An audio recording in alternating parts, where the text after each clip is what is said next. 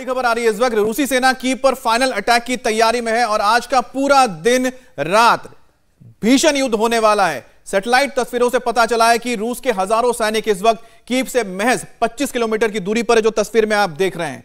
रूसी सेना का यह काफिला करीब 60 किलोमीटर लंबा है। मान लीजिए कि अगर अक्षरधाम में, अगर दिल्ली में आप हैं तो मेरठ तक सिर्फ एक काफिला लगा ही हुआ है, तो इतना लंबा काफिला है जिसमें बख्तरबंद गाड़ियां हैं, इसमें टैंक्स हैं, आर्टिलरी गन्स हैं, तमाम वो सारी चीजें हैं जो एक लड़ाई के लिए और खास तौर पे असॉल्ट के लिए चाहिए होता है, साथ ही साथ वहां पर रुकने के लिए।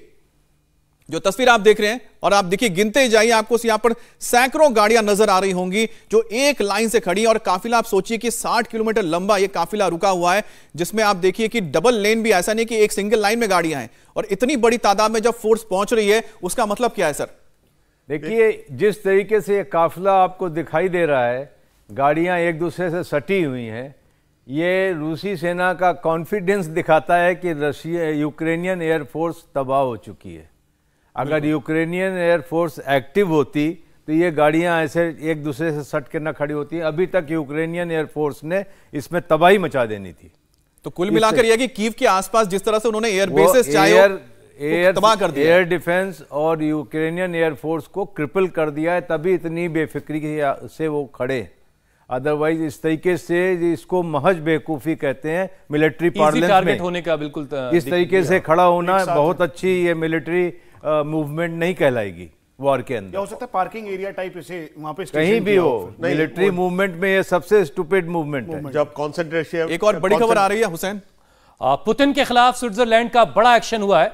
स्विट्जरलैंड में पुतिन की संपत्ति फ्रीज कर दी गई है। तटस्थ रहने वाली पॉलिसी स्विट्जरलैंड ने छोड़ दी है। रूस के खिलाफ यूरोपियन यूनियन के रास्ते पे स्विट्जरलैंड भी चल पड़ा है। उसने पुतिन की संपत्ति को सीज कर दिया है। पहले वो उसने एब्स्टेन करने का फैसला किया था, लेकिन अब वो यूरोपीय यूनियन के साथ खड़ा होता हुआ नजर आ रहा है और वो उसने पुतिन की संपत्ति को सीज किया है। और एक और बड़ी खबर इस बीच आपको बता दें, रूस यूक्रेन युद्ध से जुड़ा हुआ है। रूसी हमले के बाद 3.77 लाख लोगों का पलायन, यानी कि 3,77,000 लोग, लगभग आप मान के चलिए कि 4 लाख लोग अब तक पोलैंड की ओर जा चुके हैं, यानी कि बॉर्डर क्रॉस करके यूक्रेन से दूसरी तरफ पहुंच चुके हैं। यह बहुत बड़ी खबर है और ऐसा बताया जा रहा है करीब 5 लाख की जो संख्या है कुछ ही दिनों में हो जाएगी। और ऐसा तो माना जा रहा है कि 40 लाख का डिस्प्लेसमेंट वो मान के चल रहा है यूरोपियन यूनियन कि इतने लोग हैं जो यूक्रेन छोड़कर करीब 40 लाख लोग अब दूसरे इलाकों में जाएंगे। राठौर सर कुछ देखिए, युद्ध में जो ह्यूमन ट्रेजेडी का एंगल है वो हमेशा हमें याद रखना चाहिए। इन डिस्प्लेसमेंट ऑफ पॉपुलेशन, ये बहुत बड़ी चीज़ है, बड़ी भारी त्रासदी है। लोग अपना घर द्वार छोड़ करके दूसरे शहरों में जाते हैं या दूसरे देशों में जाते हैं।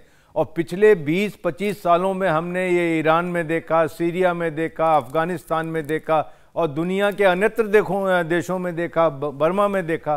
तो ये एक चीज़ है, इतनी बड़ी त्रासदी है। अभी आप 3-3.5 लाख की बात कर रहे हैं। जैसे जैसे ये युद्ध आगे बढ़ेगा, इसकी संख्या बड़ी होगी और लोगों की तकलीफें बड़ी होंगी।